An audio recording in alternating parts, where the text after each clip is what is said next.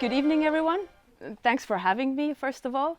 And actually, I also want to say congratulations to Offscreen Film Festival for such a good, intriguing, interesting choice of theme for this year. Eco-horror, climate fiction, I think is really pertinent. And as someone that's been most of my adult life working on environmental issues and campaigning, and as someone that really tries to stay up to date with the state of the environment, I really feel that the line between reality and horror is getting increasingly blurred and fuzzy, right? And not only between reality and horror, but also, I guess, between reality and fiction, which is, or fantasy, which is more pertinent to tonight's theme. So, the movie Princess Mononoke is, I guess, something that's described as fantasy fiction, but nevertheless, the starting point of it is very real.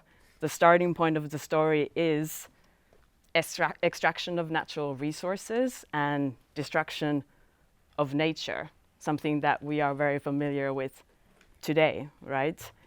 In the movie, it's a lot about mining and ore and these kinds of resources, but today we see the destruction of forest and nature also for many other things that we use over which we want to impose human control and want to use for so-called development.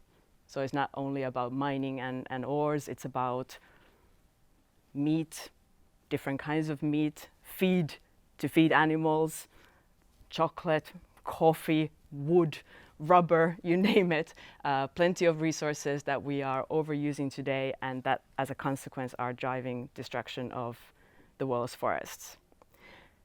But I would say luckily, I think we are increasingly aware of this connection, right? We're increasingly aware of the connection of our consumption with the state of the environment, forests and nature. And we're also increasingly aware of the importance of forests, for example, in the fight against climate change. We know that we do not only need to cut emissions from fossil fuels, we also need to keep forests standing, nature alive, to protect us and to help us in the fight against climate change.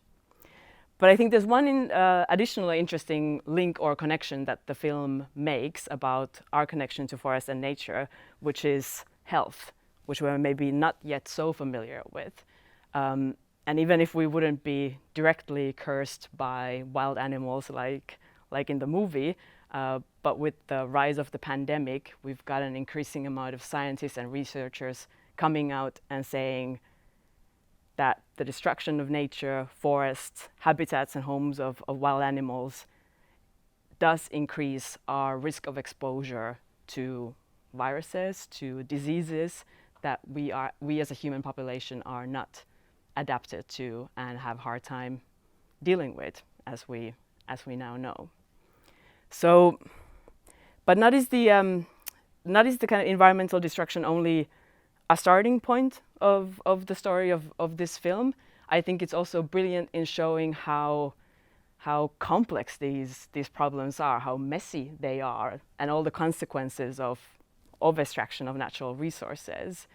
And it also very clearly shows that the solutions that we might have are not silver bullet or simple solutions. We try to find solutions, but it often ends up being much more complex than we would hope it to be.